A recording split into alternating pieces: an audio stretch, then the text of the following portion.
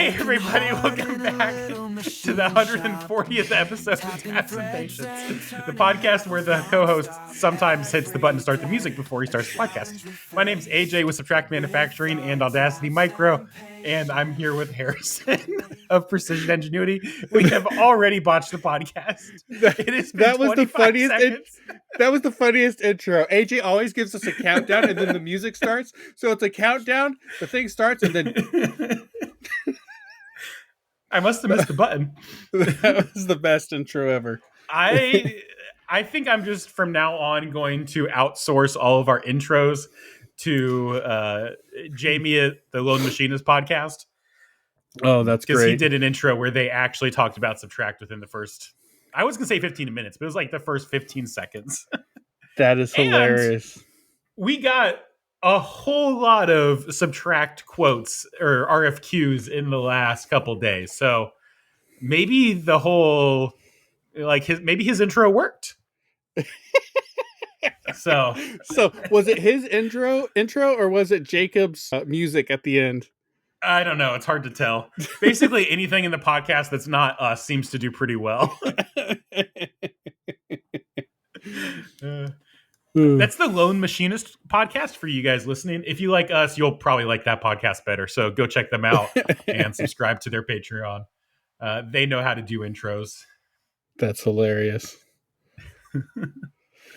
Oh, man. What's going on in your world? Well, I am wrapping up basically as much as I can for the year. So Audacity is done for the year, I think. I don't think I'll be taking any more parts with that. If I have any orders, they'll just go to Subtract. I'm done teaching until like mid-January. And I'm full-time Subtract for a bit here. I do have some travel coming up for family, just kind of Christmassy stuff. And I think I found a way to kind of squeeze in a whole lot of work. So we'll be going on at least one, possibly 3 shop tours and recording those on the way. We're going out East Coast, like Virginia, Philadelphia, New York. And it's sounding like we're going to hit New Hampshire and Maine and Ohio, which isn't really east, but I haven't really spent any time on the East Coast. I've been in DC for a day, and I don't even remember why, but that was about it. So I don't know. I'll get to see the East Coast. The girls will get to see the East Coast, and we'll do some kind of shop tours. If you have a shop and are on, kind of in that area, again, we're starting in Virginia like the day or two after Christmas and then working our way north after that. If you are kind of in that area and are up for a shop tour to be put on YouTube, send me an email or something and we can arrange that because I love shop tours. They're like my favorite thing to do. Yeah. So shop tours are always a lot of fun. What have you been up to? Well, our year is slowly winding down as well. I was going to try to pull up my board to see how many parts. Oh, there it finally goes. I think we're down to our last 3,000-ish parts for the end of the year. So, nice. Most of that being a big production job, which I need to get the robot on. But yeah, it's going really well. Had a big push last night. Was at the shop till like 11:30ish because Weston's going on vacation starting today for a little while, and so we had a customer that wanted some parts by Friday, and so we had a big push last night to get everything done and dropped off today. That way, while he's gone, we're not worried about it. Medical parts, guitar parts, battleship parts, food industry, food local parts. company. Okay, so rollers and that kind of thing. No parts like the one that. Did you look at our Instagram today?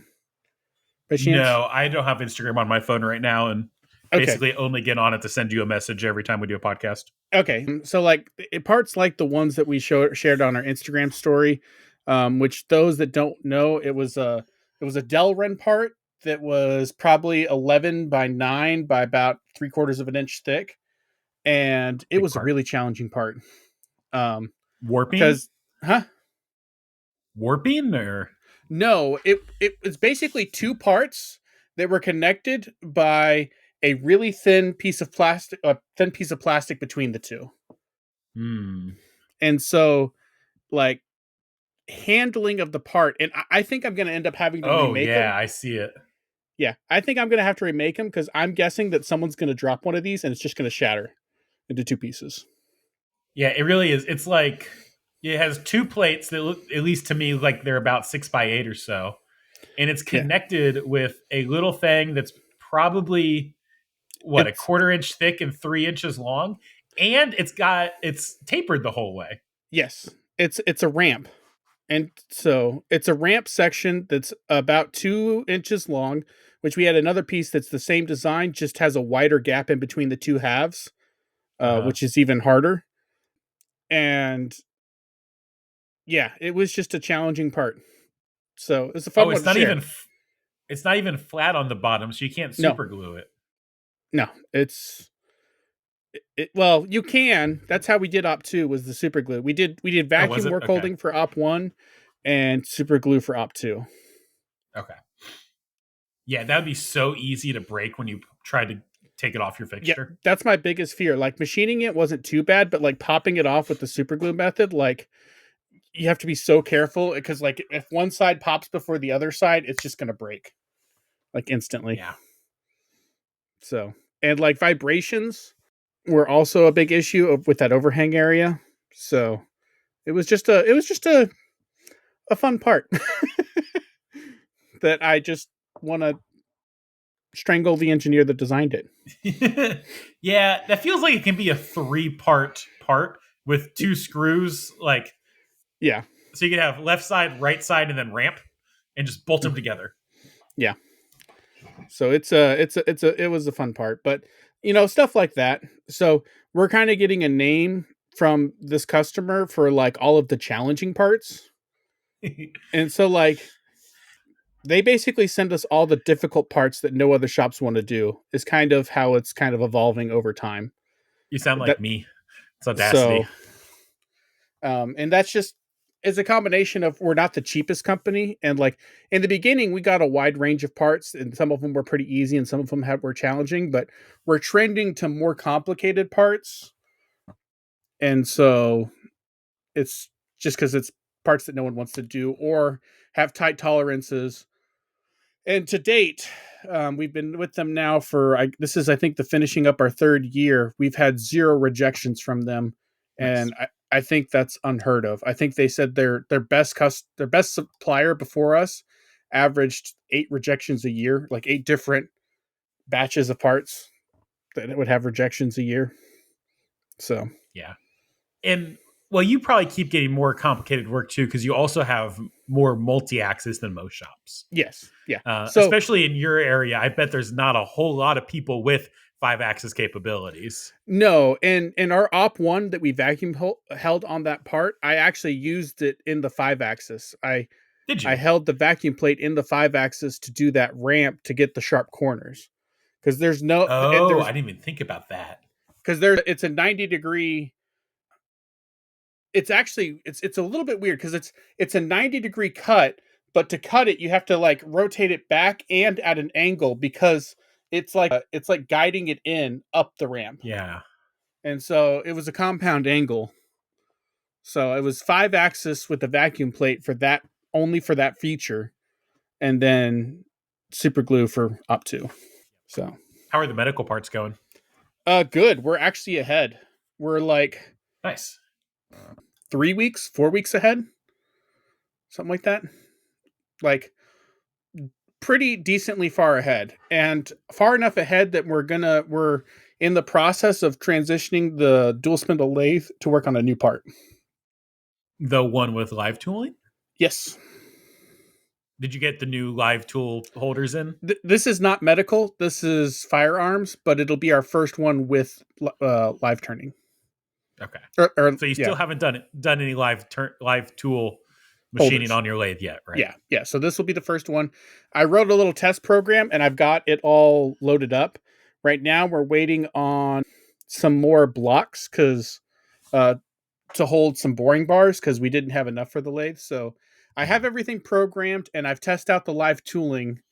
Although I do have a couple questions because and this is kind of an interesting topic because when you're machining with live tooling on the lathe and you have a y-axis, you can have the option to do polar machining or Cartesian machining, where you either turn the spindle or you keep everything locked and you use the y-axis and do it like normal three-axis machining. And Fusion has that checkbox to go between the two, but my post does not seem to support it.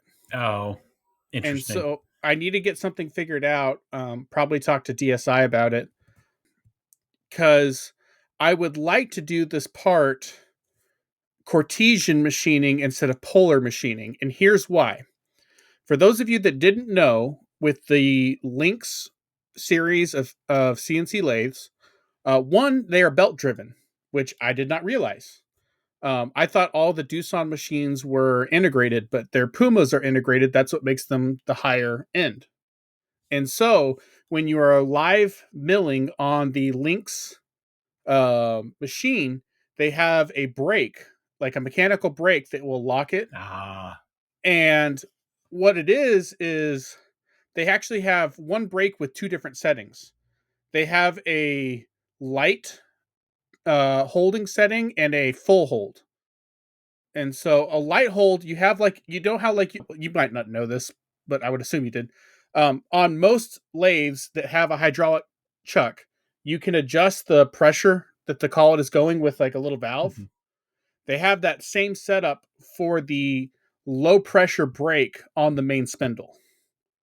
And they do that, and so Okay. that you want to set the low pressure brake to where when the machine tries to rotate it, it takes roughly 40% spindle load to turn it, to rotate it around. And that low pressure brake is supposed to take up all of the slack and vibrations that would go while you're trying to machine it and rotate it. And so the reason I want to do Weird. Cartesian milling is I want to use the high pressure brake, just lock it in place, and then zing, and then do all my machining and then release. Yeah. Yeah, the low pressure brake is odd to me, and I kind of understand why. But it's like, I don't know. It'd be like if you, I'm trying to think of an example. Like you're you going down a hill in a car and things are getting like it's a little bit fast, so you kind of just halfway turn on your emergency brake to, yeah, Mm-hmm. I don't know. It seems very weird to me. Like you're just, but I You're guess just you're not spinning very fast. you're just So adding I don't know. resistance for the sake of Yeah, resistance. which So you would want with a belt drive. So would that make sense to me? yeah, Weird. because your belts act like a Yeah, spring.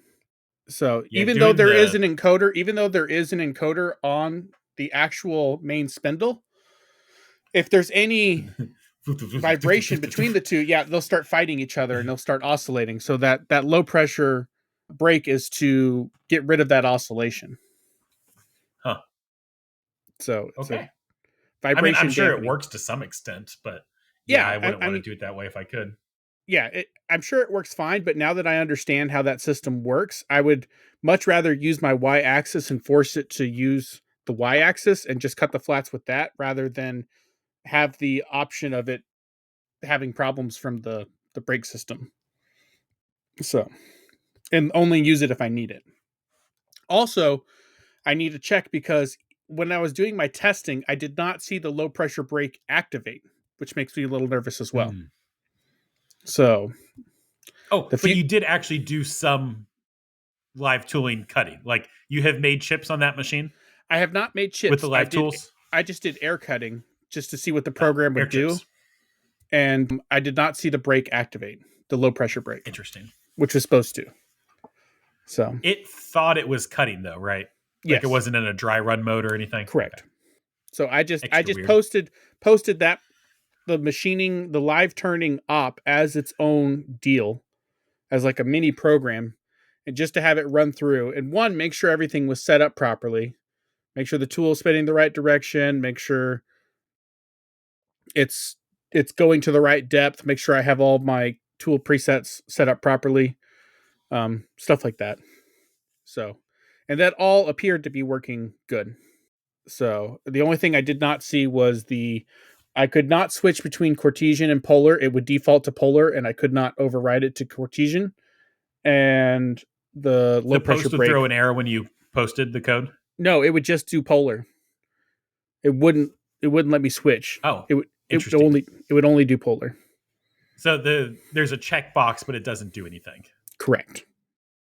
Okay, Now, interesting. what I think is happening there is because we opened the program on Weston's Fusion, and he doesn't have that checkbox. So I think it's an insider feature that I have turned on that just hasn't been adapted into the post yet. Say, does he have the post? Yeah, he has the same post I do, Okay, but because you can add options from the post yes, to the toolpaths. but I think it's either one of two things. It's either it's a inside feature that I have turned on that he doesn't, or B, it's a machining extension feature which he no longer has because we moved it over to Ben because Ben's been doing more programming than Weston. Yeah, So interesting. I could not tell you that. Someone in the audience will know. yeah. So I haven't dug into it that far. I'm sure I could figure out that answer really quick, but it was an observation that neither me nor Weston had the time or willing to dig down to figure out why he didn't have it and I did.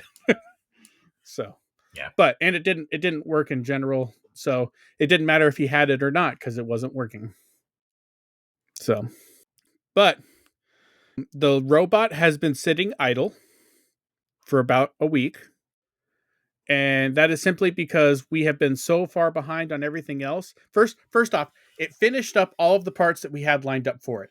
So He worked himself out of a job. he worked himself out of a job, and I haven't programmed him for the next job. What did we name him? Or what did you name him? Milo. It's like Milo. I was going to go Milo. with Bonzo. So But yeah, Milo. The joke was I was going to call him Ben. Yes. So, but his name Because we is need Milo. more Bens in the machining community. Yeah. So we have employee Ben. We have the guy that installed the actual robot. His name is Ben. We had Toolpath Ben. We have two other Bens from two of our other customers. And we have Ben at Prickly Pear. And well, I wasn't counting him because my Ben doesn't know that Ben. My worker Ben doesn't know that one.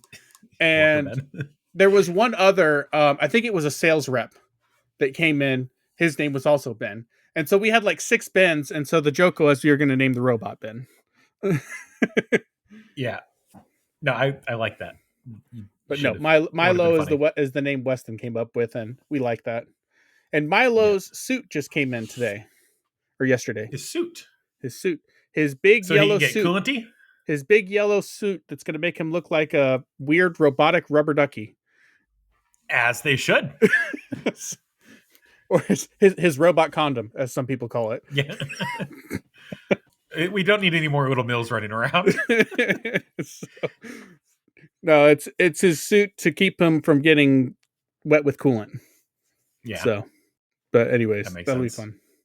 And we're still waiting on tracking information for our new robotic arm to replace this one.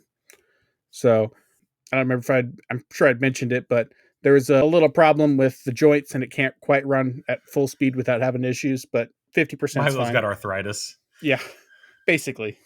So, although I did accidentally run it at 100% for a little while and it did okay in the short term, but you could feel the elbow joint felt grimy at those speeds. Something wasn't happy. So, was he a tennis player in a past life? Maybe. They have elbow issues all the time. So, but according to the apps guy, he's had over 5 years of installing the systems. This will be the 3rd time he's had a robot with an issue over 5 years. Yeah, they happen. So, and if they're going to happen, they're going to happen to us apparently. So, I mean, it's par for the course. Yeah. How's your, was it your lube situation? Yeah. Speaking of robot condoms. Yeah. Robot condoms. Yeah. Yeah. If the robot got a condom and the UMC has a lube issue. So, they go together. No, it still has the same issue. So they still haven't got it all worked out yet. I need to schedule for them to come back again and go through all the oil lines and see if there's any other fittings that they've missed that still need to be tightened. So, but I mean, other than that, it's doing better than it was, but it still comes up. So, um, see here. Did you see my video on the reverse Pez dispenser? Yes, that was really good. The That thing ended up working out really well. Towards the end, I did notice I started to get like an increasing number of rejects. It made it pretty reliably up through about 400 parts. And then when I got over 400, I started seeing more like failed picks. Mm-hmm. And when it failed to pick apart, what would happen is it would leave it on the stick. The probe would come in and probe it and have its top height set wrong. Basically, it would be too far up. And the roughing tool would come in, it would shoot that part off, the existing one, and then it would make a new one that was too short because it probed in the wrong place. And so you could basically count the number of mispicks by the failed, or the number of little skinny parts. And Go ahead. There was maybe one or two in the run up to like 400. And then around 400, there was like two or three in a batch. It's like, this is disconcerting. And then in the next batch, there was like 5 or 6. It's like, okay, this is a lot of wasted cycle time. And I actually, at that point, was like, my little baskets for catching the parts are working pretty well. So I'm just going to have the saw cut deeper and shoot the parts into the chip tray. And then I just dug through the chip tray for the last 100 parts. So it took a little bit of a step back at the end, but I didn't want to mess with printing another one and getting it dialed in because I wasn't able to replicate the success of the first one. I don't know what it was. So, and I had changed the design multiple times. So I was like, you know what? I'm just going to cut these things off and dig them out of the chip bin later. As I watched that video, I came up with another idea. If you were to ever try that again, it's the same concept you had, except instead of using friction to hold them, make it to where when you push it in, you can push it in far enough that it like goes past a ledge that locks it. Yeah. So instead of using friction, just have it like snap into that open space, and then when you rotate it while you're going up, it can't come out physically. Yeah. The problem on this one is the saw I was using only had a 15th thou kerf. And with a 3D printed part, like a 15th thou finger is going to like a 15th thou little ledge, a little catch is just going to get eroded away in, minutes. I think the best thing I could have done, and I knew this the whole time, was I used a reaming cycle to program that thing where it would feed in and feed out with a dwell. And I think all I needed to do was feed down and then go sideways or give it like a wiggle. But I had something that was pretty reliable for most of the time, and so I just didn't mess with it more.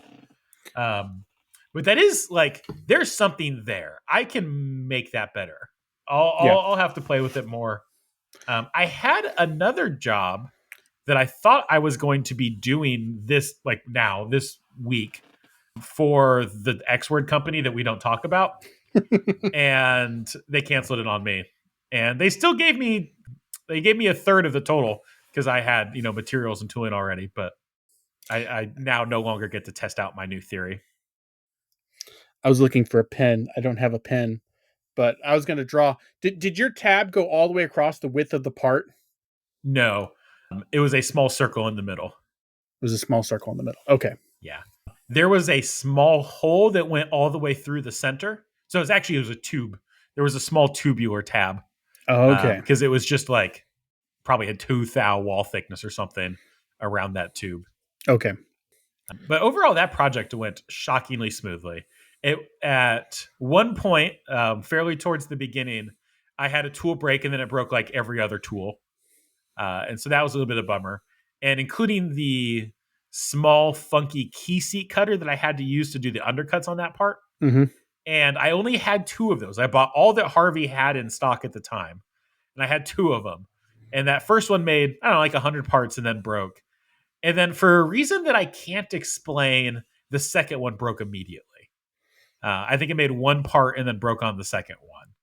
So same code that I used for the whole rest of the program or the rest of the production run, but bad grind on that tool or something. And Yeah. so then I had to wait like a week to get another batch of those tools in. And I never broke another one after that. I had Hmm. to replace a couple of like my 1/16 inch end mills, and there's like a 0.6 millimeter drill. Like I went through one or two of those just because titanium. I never broke another tool after, or another major tool after that. How So did the Op 2 go? Like we talked about, you were having problems with your soft jaws. You were going to do like 4 or 5 of them at one time. Like what ended up happening with that? So I made better soft jaws, didn't do anything exotic. I just moved where the split was in the jaw to where it should have been in the first part, in the first place. And I did a zero clearance jaw. So they were machined without a spacer, like with like a thou or a two thou or something of compression on them. So they would just kind of barely hold on to the part.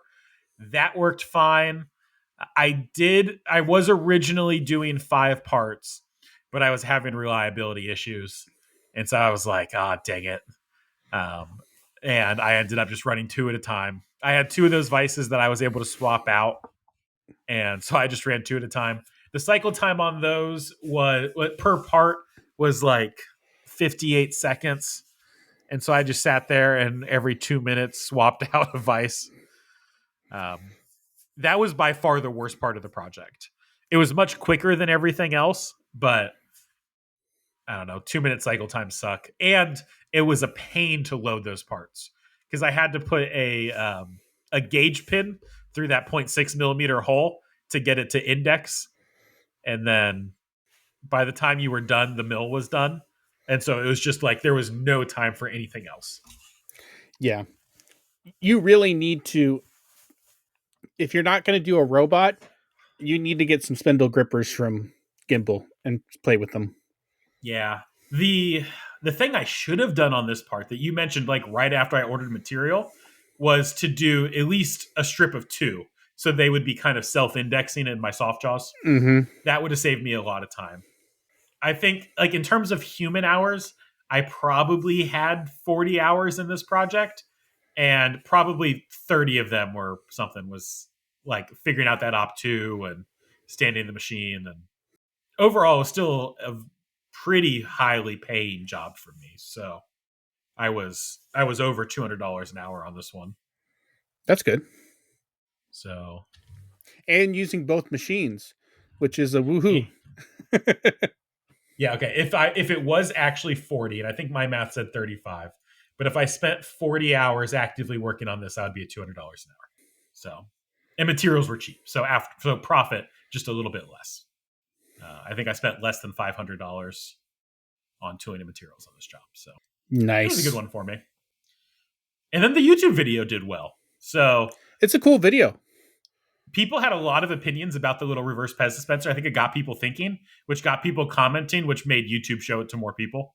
Yeah, no, it was a really, really big kudos on the whole idea process to even come up with that. Like that was some out of the box thinking on your part. So that was really cool.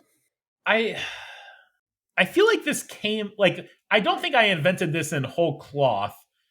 I think this was a small iteration from something else I saw, and I wish I could remember what that was. Most Um, most ideas like that are inspired from something else, even if it's something as simple as a Pez dispenser. yeah, Like just thinking that along those ideas. Like some of the best ideas that you can come up with are pulled from different industries and then applied to yours. So true. Yeah. So I don't know. That video did well, and then we got a whole bunch of RFQs for Subtract, and there's no telling if it's the video or if it was Jamie's intro. Or I also have been doing a lot more YouTube Shorts, and those have been doing surprisingly well. Part of this might just be seasonality, like YouTube just does well at the end of the year. Um, but we like in the last 48 hours ish, we got like $20,000 worth of RFQs. And we had 2 big orders that have already come through. Granted, we were working on those orders for like a month. Yeah. But Subtract suddenly is doing pretty well right now, and I'm feeling very optimistic. And I'm really excited to see what can happen once I spend, the next month and a half just focused on Subtract. Yep. So lots more YouTube videos for whoever's watching, especially if you guys keep sending us RFQs once I make them. Let's see. In terms of Subtract, we've been talking a lot about marketing stuff. That has been kind of our priority recently. I put together a 2-page kind of marketing plan. The first page I have broken down into like kind of our sales funnel. And then the second page is what we're calling growth engines. I don't think it's just us. I think everyone calls them that. So basically ways that we can bring more people in. I split up all of those things, or I marked all of the things, both in our funnel and in the growth engines, by things that would directly bring us revenue. So like activities that, literally directly converted into money, like quoting and that kind of thing. And like the YouTube channel makes money. Things that were inherently somewhat exponential. So as opposed to like a one-shot, what's a good example? So like a one-shot example would be sales calls. So like I can sit down and just start calling people for sales.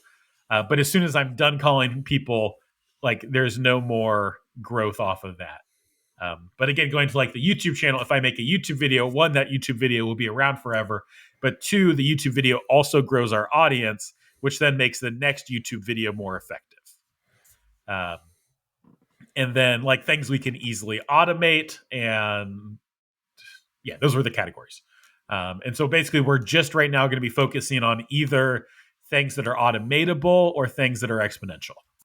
I think the more you can have automation in terms of Subtract jobs to show off creative solutions like your Pez dispenser, that's like the best mix.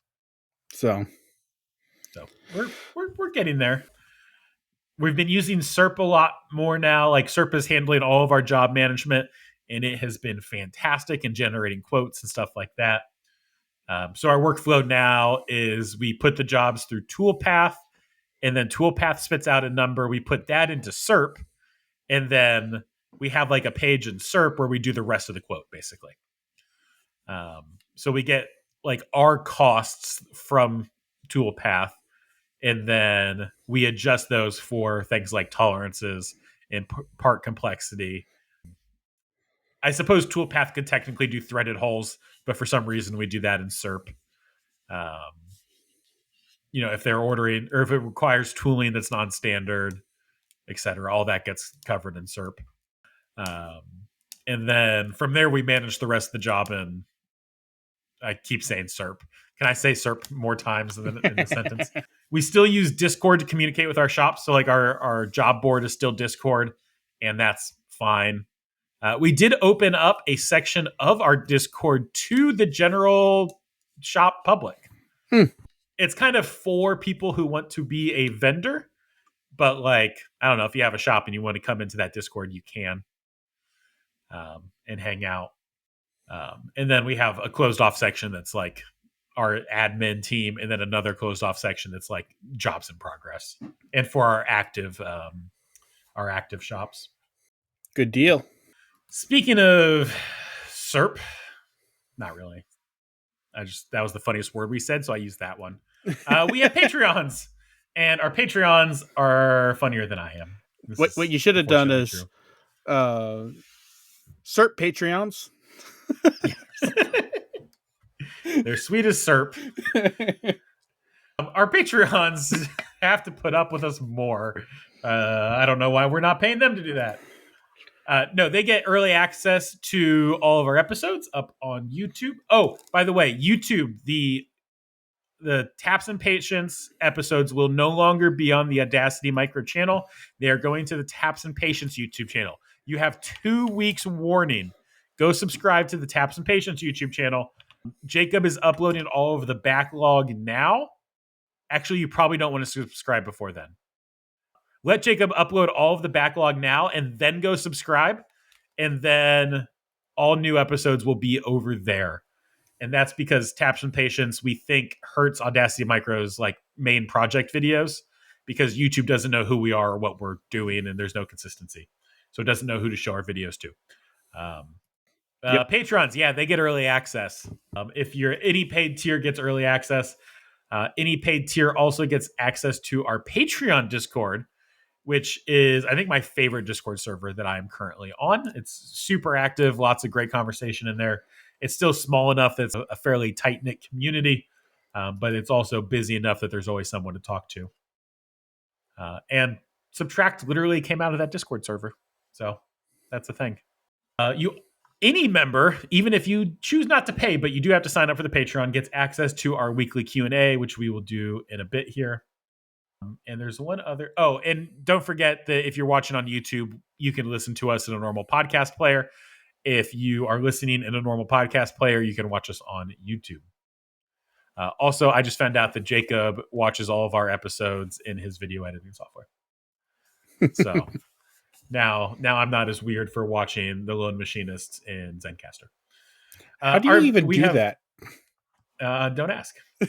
Our Patreons include, but are not limited to, Alex at Mill City Roasters, whose coffee I am still drinking.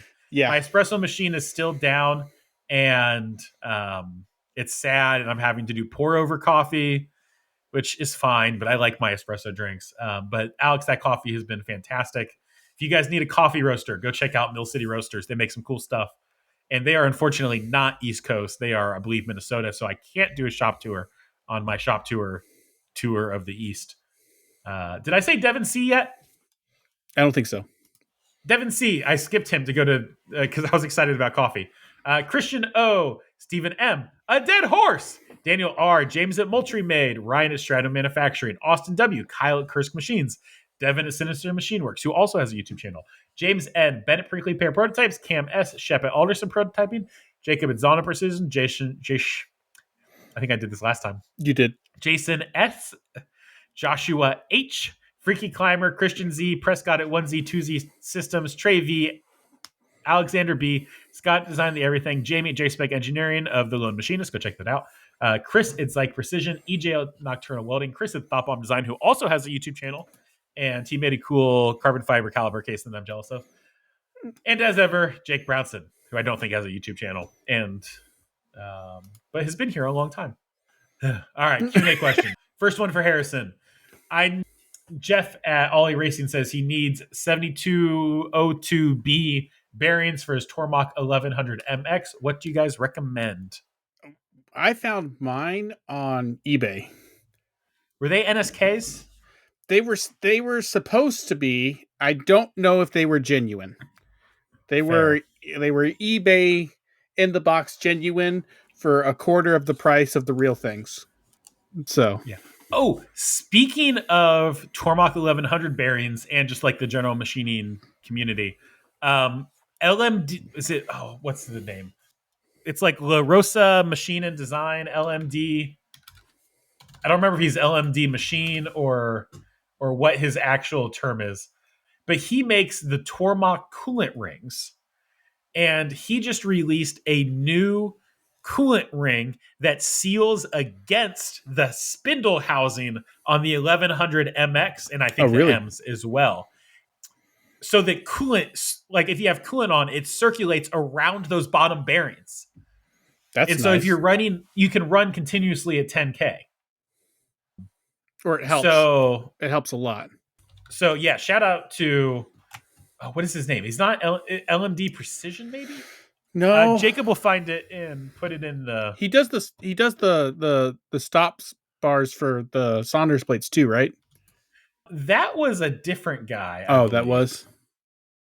Okay. That was okay. LMD-NC appears to be his website. Wait, maybe? Did I speak too soon? Yes. Okay. LMD-NC. And he has some like coolant stuff for the Sile and then for the Tormachs. So yeah, so like that's a big thing for people who have 1100 MXs or I think any of the other Tormach machines is his thing will let you run them at 10,000 RPM for longer. So good job. Good job, LMD-NC. What is your Hmm. actual company name? I feel we're just going to go with LMD because it's not on his website. LMD, Mr. LMD, I have some advice for you about your website. You should put your name on it. But I had that coolant ring on my machine, the previous generation, and it was great. So I would get this new one in a heartbeat. Very nice. Um, this was not a paid plug, obviously. This is something I just saw on the Tormach Facebook group, and it's like, yes, this is a thing that needs to be done. Does the, I mean, I obviously don't think it does, but have you noticed any bearing problems with the like running high RPMs for long periods on the 1500? I don't know if I've put enough hours on it to really know. Do you I have don't that know if there's a concern? way of checking hours. I don't. It's a completely different spindle, and it's a lot nicer than the spindle on the 1100. Well, we might have to like that would be a good question for Tormach next time we have like Norman or Norman, yeah, someone to like be like what did you learn from the 1100 spindle that you changed on the 1500 spindle?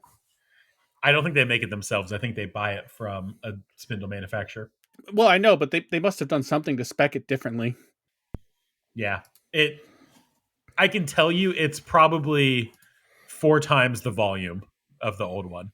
Oh, just size wise, just mass. It's yeah. So I think if nothing else, it's a lot bigger. Okay, I don't think that's the only difference, but fair LMD enough. also has stainless steel way covers for the Tormox, which they desperately needed as well. Mm-hmm. But yeah, the only I did have one problem with the 1500 running this, and that was the tool changer again, and I kept having screws vibrate loose in the tool changer, and so I eventually Loctited a couple more of them, and that fixed it. But I was a little bit annoyed at that for the first, 200 parts. So Jamie from JSpec, did AJ hear how a shout out is done properly on the Lone Machinist? Yes, I did. Uh, and it actually made me want to go listen to my own podcasts for the first time because you were talking about the music. So Jamie apparently is the master of intros and shout outs. Hey, I talked about Subtract in the first 30 minutes this time. That's twice as good as last time. Why are these all about Subtract? How did AJ, this was, or Bennett Prickly Pear, what capabilities is Subtract looking to add in 2026? Some sort of flat sheet cutting, probably or potentially a water jet or a laser, probably nothing large. Right now, we have everything we need except maybe anodizing. We really need more, like, we just need to keep the number of orders increasing so we can add more shops. That's what we need more than anything. We have a pretty good width of stuff or breadth of capabilities, and we will add depth as more orders come in. Devin at Bozeman CNC. What is the process to become a Subtract approved vendor? So, first thing you do is you go to subtractmanufacturing.com, click on the vendors tab, and fill out your information there. That will send you our vendor survey link, which when you fill that out, one will have a list of all of your capabilities, so that when we go to choose new vendors, we can find you. And then two, it'll get you into the Subtract Discord, and then you can hang out with us from there. Right now, we're at the capacity of shops. Once jobs start sticking around on our job board for more than a day, then we'll add more shops. Basically, that's our metric for when we need to add more shops, is when the jobs don't go away when they should. But we don't want to get into like a Xometry like situation where you have to sit there and hit refresh all the time. So we're trying to balance out how many new shops we take on. So you can apply. I'm sure you're a great shop. Don't be insulted if we don't take you on the right away. It's just because we're trying to treat the shops we have now well. And I think that's respectable. Murray Electronic Instruments 2025 highs and lows. Maybe for a future episode before the end of the year. We'll do an end of the year episode, but we'll talk about this now too. Have you had any major highs or lows that stand out? I did that big production job at the beginning of the year where I did not make a lot of money and spent a lot of time on it. So that would be considered a low. That would be a low. That was not a high. Yeah, that was a low. I don't know. This last job was pretty good. I liked that job. It paid a lot of money. Subtract starting to do better is a high. This whole year has been a pretty big high for us. We've had major growth, about, well, almost twice what our goal was for the year. So dangerously close to twice what we were hoping for this year. Twice your goal? Twice our goal, That's almost. pretty cool. So, and adding an employee has been awesome. He's been a great employee, which, speaking of employees, I actually talked to him today about if he wanted to be a guest on the podcast. So, and he's willing to do that. So if we want to have him as a guest, I think it'd be kind of cool to interview him and kind of see his thoughts on machining as someone who knew nothing about machining and has been drinking from a fire hose and kind of learning as he goes. So kind of a fresh perspective. Yeah. And then, I mean, Lowe's, Doosan spindles. Plural. Plural. Two this year, I think. Sure it wasn't 3? No, that one of them was last year. Oh, okay. So, I know a and guy that can make you a coolant ring. yeah, I don't think that was the problem. I'm afraid. No other real big lows. I mean, other than stressful deadlines that we knew were stressful on the front end. Having the big production job on the UMC all year has been phenomenal.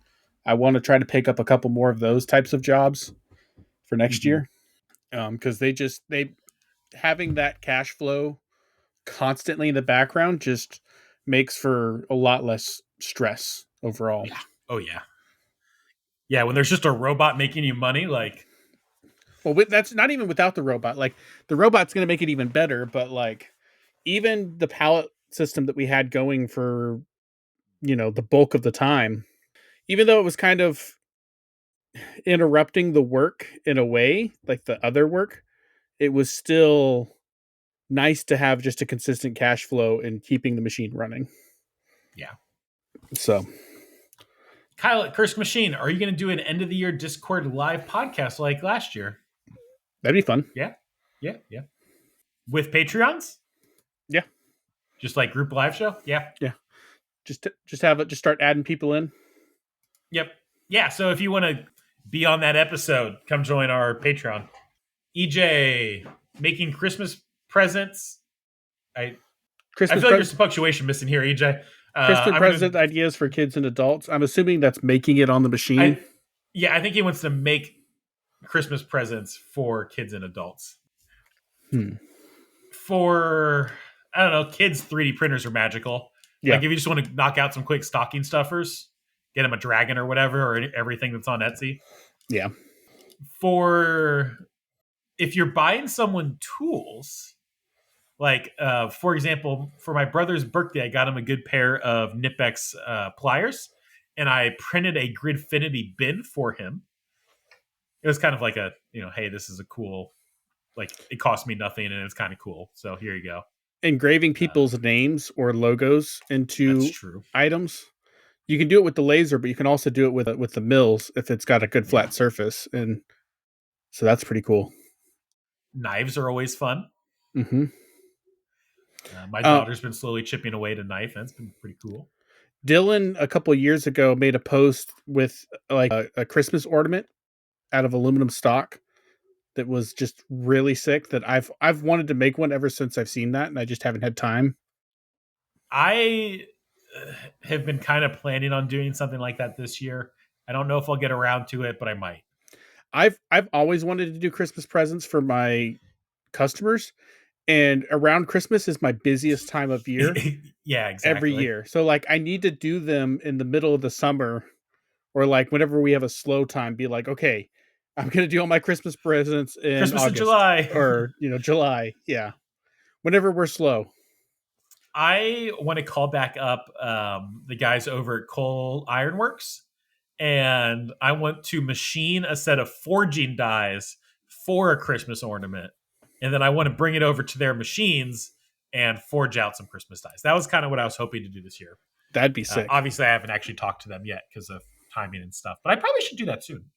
But it'd be cool to do some like cool little steel thingies. Yeah, I should call them again. They're Coal Iron Works is like 15 minutes away from me. Yeah, I would. You know, would you machine your own dies? Is that what you want to do?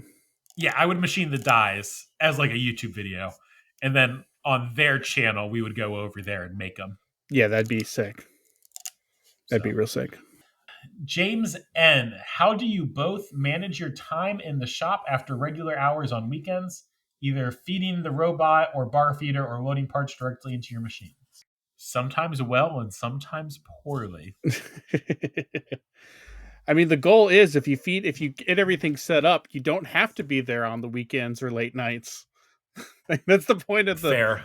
the bar feeder and the robot, at least on my end. I would say 90% or not 90. I'd probably call it like 70. We'll call it 78% of the time out of the year. I'm good at not having to work weekends or long nights, but this time of year, there's just no way around it without having a bunch of excess capacity or workers that I wouldn't be able to utilize during the rest of the year. So Yeah. it's kind of a balancing because you have this wave of work that comes, but if you build up all your capacities to where you can handle that wave effectively, the rest of the time, I don't have enough work to support those. And then I go get the work to fill it, and then when that next wave comes, I don't have the excess capacity because I filled it with a bunch of other stuff. So Yeah. I go back and forth. How do I word this? I am not super consistent about like this is the time I spend in the shop, this is the time I spend with family. Like I don't have a very well laid out schedule. And there's like some days I just need to spend time with family and some days I need to spend time in the shop. And sometimes you'll lean too far in one direction and need to kind of shift back. But I don't get particularly, regimented about it. Like today was almost a family day all the way. Like I did some quoting for some tract. I did the podcast. I did a meeting with the Subtract team, but I don't know. I spent a couple hours working and spent most of it with my family. But like when I was working on that big production job, I was spending a lot of time in here, and because my shop is close to my house, there were I think 2 days in a row where the Tormach ran 20 hours a day. Um, and the way I did that is it was like a 2.5 hour cycle time. And I would start a cycle before I would go to bed. And then I would wake up like super early, come out here, start a new program, and then go back to bed for 2.5 hours. And then get up and I would come back out, start a new cycle, go back inside, eat breakfast, come back out, start a new cycle, go back inside.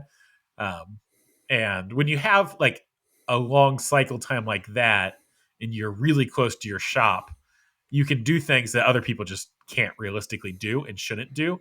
Like if I had a 15-minute drive, there's no way I'm doing that. yeah, But because I'm so close, I can just kind of pop out into the shop whenever, which can also be dangerous. Because one, you start to rely on those late nights, and two, like I don't know, you're always thinking about work, and there's not a good separation. yeah. Uh, but Yeah. I've I've been happy where my work life balance is lately, so yeah, that's fine. I have the shop that's separate from the house, so my hours are a lot more like typical business hours, and then Yeah. I only work over if the need arises, and even then, I try not to work past about 8 or 9 in the evenings. I try to have a hard cutoff around then, unless there is something that justifies it, and those days are probably less than 5 a year now that I will stay past 9 o'clock at the shop. So, and hopefully with things like Pro Shop and an employee, more capacity, robots, automation in general, that will go down over time as well. So, All right. I you missed saved one. the Oh, or Yep, did I saved one for last. okay? So from Max P, I'm in the process of sorry, building suspense. I'm in the process of starting the business, but still work full time at the day job. I have a young family at home. How did you guys make the transition to full time? And during that transition, how did you manage the shop versus family time?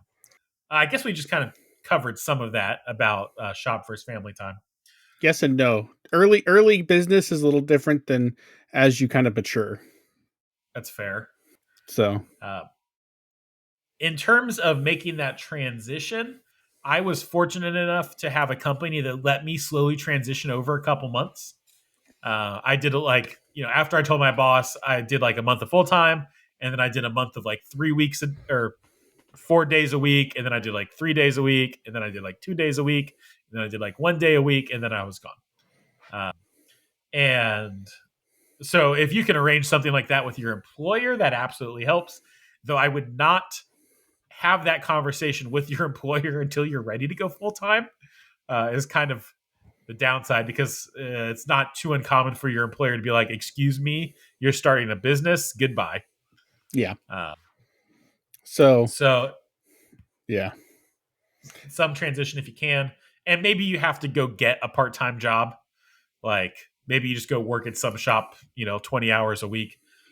There's always options around. Um, Saving up a bunch of money beforehand, also nice. One of the reasons I was able to make the jump to design the everything was, one, we had that Kickstarter that did like $50,000 worth of carabiners, and then two, we were moving at the time, and we sold my house down in Indianapolis, and then bought the house up here, and I just took some of the money we got from selling the house and used that to start the business. Yeah. I would say the biggest thing is keep your business and personal finances separate Yes, so you can track that better. And then I would not do what I did unless you were really dedicated.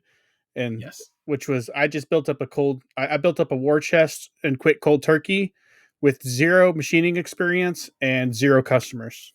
So I don't recommend that.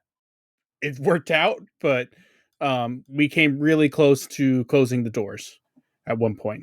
So we just barely scraped by that first year. I think the first year, my total income was about $4,000, and all the rest was savings. Is what I lived off of. So basically, lived off savings for a year. yeah. Definitely get your budget super well under control before you go full time. Get all of your debt knocked off. Like, there's no reason you should be having a car payment and trying to start a new business. Yeah, Obviously, you'll have your house. I don't expect you to get that paid off, but like, no credit cards, no car payment, no other like silly debt. Um, I mean, I suppose having a machine payment is acceptable, um, but and then get your budget ratcheted way down. yeah, This was one of the reasons why Design the Everything did not work as well as it could have, is because I did not have my budget super well ratcheted down at that point. beans and rice. Yeah. And so it took running out of that money that I originally saved to kind of figure out how to get good at the budgeting and stuff. Um, and even now, where Audacity makes way more money than Design the Everything ever did, my budget is still a lot tighter than we were in those days. Yeah, Xometry is a good transition. If you're only able to take a job or two a week, like, that's fine, and you'll get experience. You don't build up new customers that way, but it's cash flow, and cash flow is king. Um, more than if you anything, can do a if you can do a product or something, that's a good idea. If you can start building up your social media, that's a good idea. Xometry is what built our early equipment acquisitions. Like we would take a job, it wouldn't make us any money, but it would allow us to buy more tool holders, end mills, inspection equipment, like and just get experience. Yeah. And that was like my lifeline. Again, when Design the Everything wasn't making enough money and I ran out of that money I had saved up, like, Xometry kept me afloat. As much as I love to hate on Xometry, and oh no, we said their name. As much as I love to hate on the X Word company, and you should go to the S Word company instead, they did help, and they did keep me afloat. And this week they did pay me $1,000 for doing absolutely nothing. So can't complain too much about that. Though I was going to get $3,000 for an easy job. So anyway, in terms of time management, again, yeah, you just have to expect that it's not like work life balance does not happen on the scale of one day. It happens on the scale of weeks or months. No, And it's more some, like years. I feel like that is too long of a time scale. No, I mean like it took.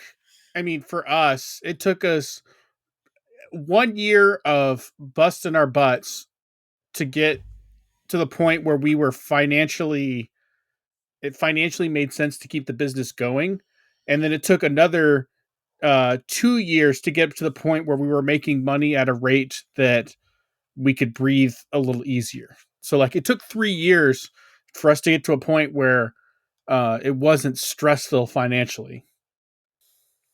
That's true. But even within that, like even within a week, you'll have times again where you need to be super focused on work, and then there'll be times where you need to be super focused on family. Yeah, there will be times between those, but when you get the opportunity, you need to be willing to jump and you need to focus on that opportunity and not let it pass you by. Yes. That's the biggest thing. And then the other thing is in the times where you're lean and you don't have the work, because there was a lot of times the first year that like we didn't have that much work from Xometry or any other customers, and we were sitting in the shop with like literally nothing to do. That's when you need to be educating yourself, organizing your shop, building efficiencies. Like just because you don't have work, if you're doing the job shop route, doesn't mean there's not stuff that you can do in the lean times that'll help you in the busy times. They call them the lean times for a reason. Yeah. But So, and sales. Spend lots of time doing sales when you're slow. yeah. Which products is something that I would still like to do. That might be something I look at doing in these next 6 weeks where I'm not doing job shop stuff. If you can do products, like if you could do the stuff you were doing for design the everything, but with like automation, that would make that business plan way more doable. I have something even better. So, I have a network of machine shops that can make stuff for me. So I can prototype and then Subtract can make them. yes, that too. And then I also get a cut of that job because I get paid for selling the products and then I get paid for a percentage of making the products. It's a perfect plan. You don't get paid for making the products, you get a reduced price. I technically separate companies. Get a discount. I I'm going have to take to. It's an $20. expense on one business and an income on another business. I get paid. I'm going to take $20 out of my wallet over here and I'm going to put it into my wallet over here. That's how business works sometimes. Oh my goodness. But I no, wonder if yeah. there's a way to leverage that for tax purposes. I Yeah. bet there is. So, Anyway. I do know that at least going forward for our next few years, I am going to be not allowed to really buy anything until we get an addition. So I'm going to start hopefully building up. You have so much space in that place. Not really. No. Yeah, When I've you seen a lot more densely packed shops. when you were there last, since you've done our shop, we've added a dual spindle Y-axis lathe with with a bar feeder. We've added a robot. We've added a second air compressor. We've added a CMM. Like there's not that much space. I could add one more machine in the center of the shop and another machine if I kick the forklift outside. So I could Perfect. potentially add two more machines, but there would be major efficiency downgrades in the rest of how the shop operates to make it happen. Yeah. Oh, but you got permission to build the addition, right? Yes.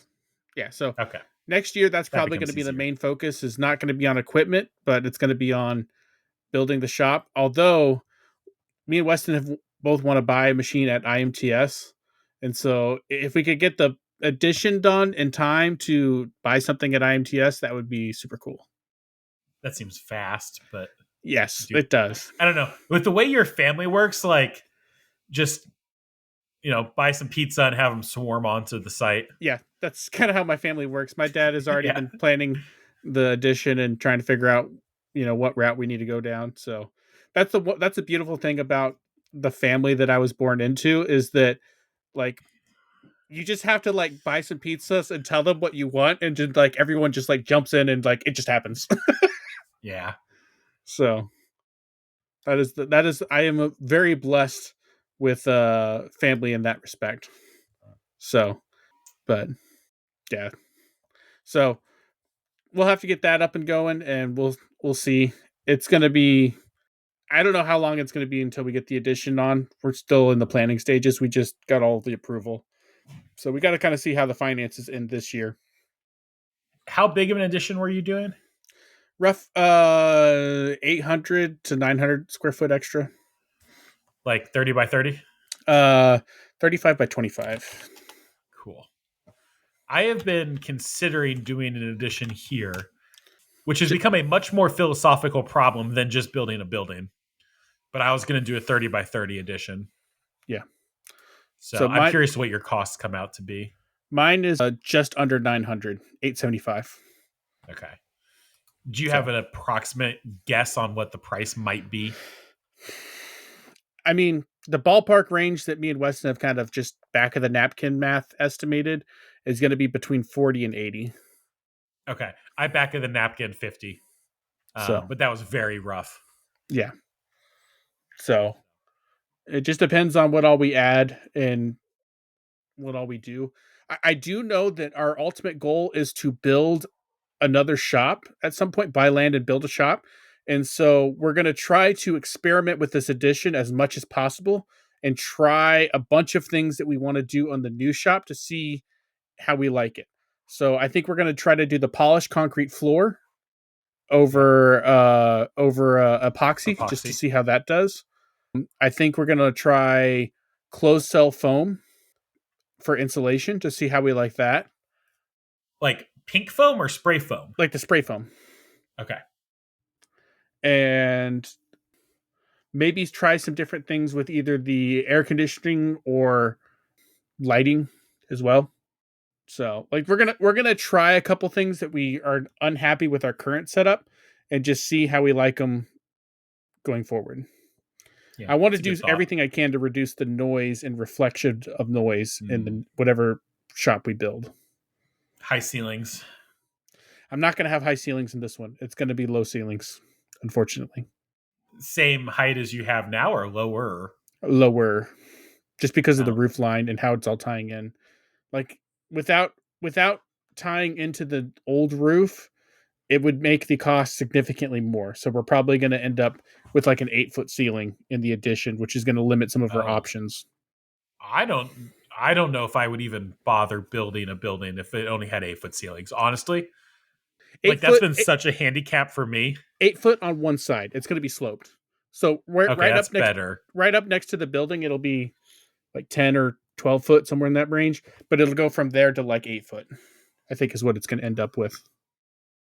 Yeah, And I would be, I would still go higher as high as you I can there. I want to go higher. It adds cost if we have to get into the old roof. Yeah, So that's what we got to figure out. So I want to get it and the old roof, the old section, the way it was built, and the way that we put in the old, like the way we put in boxed everything in the roof section, it lowered the roof by like 2 foot in the current building. So if we leave it open rafters, we'll have more room than okay. we do in the current shop. Yeah, if it's like 12 feet between the rafters and just 8 feet to the top of the rafters, that gives you more options Yeah. because you can put like a VF2 in there and just have it go up between the Well, beams. we're looking at that being the Swiss and lathe room, and Okay, those are a lot shorter than the mills. and that gives you room out in Yes. So the rest. moving some of the lathes, moving the ST15 and putting a Swiss lathe in the new shop and leaving taller spaces for mills in the new shop and the old shop, old section. Do you think you could get to like 9 feet?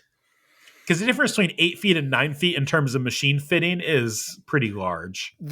With it being tapered, the Oh, that's right.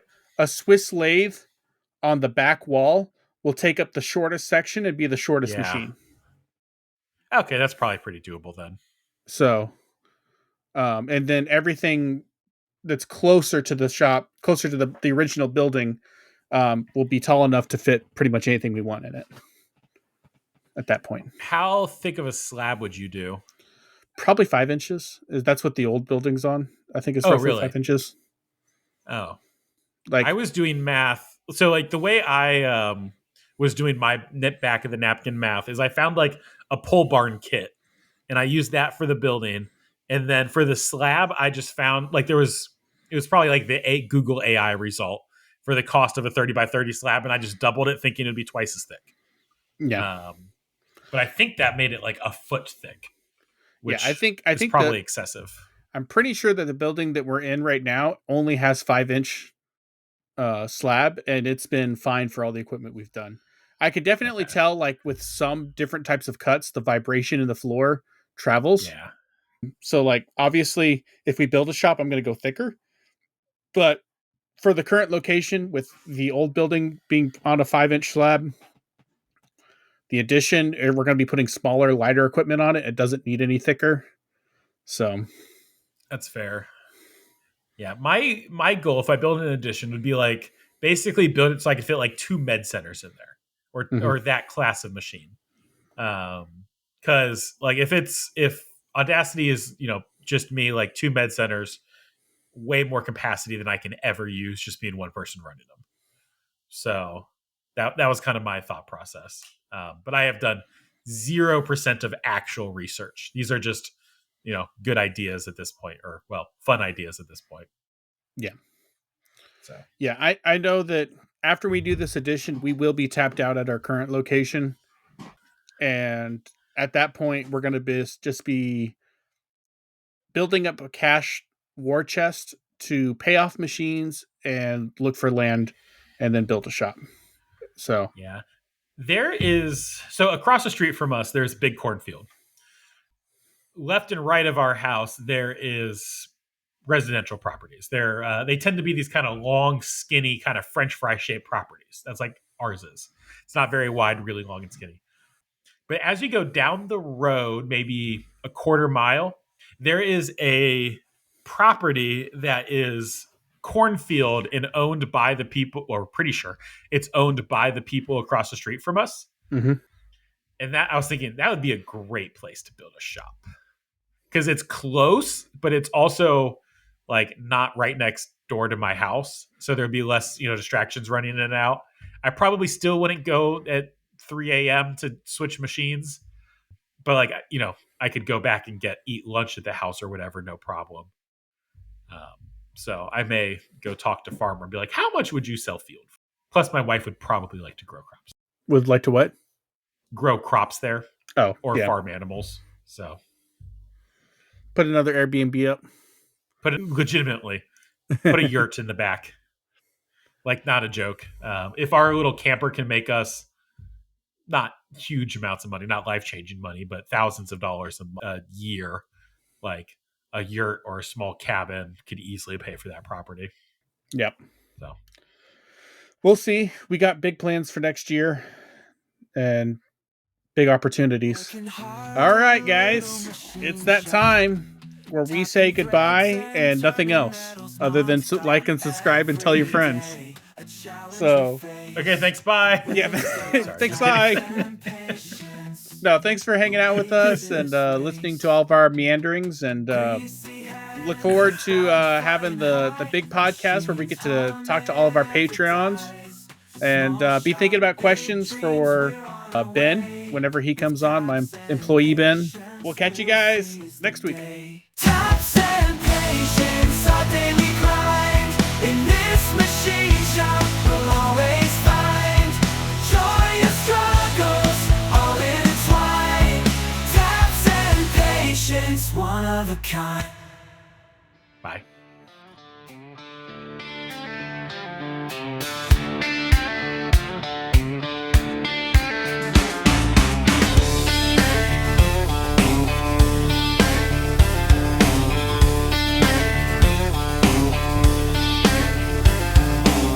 Working hard in a little machine shop, tapping threads and turning metals non-stop.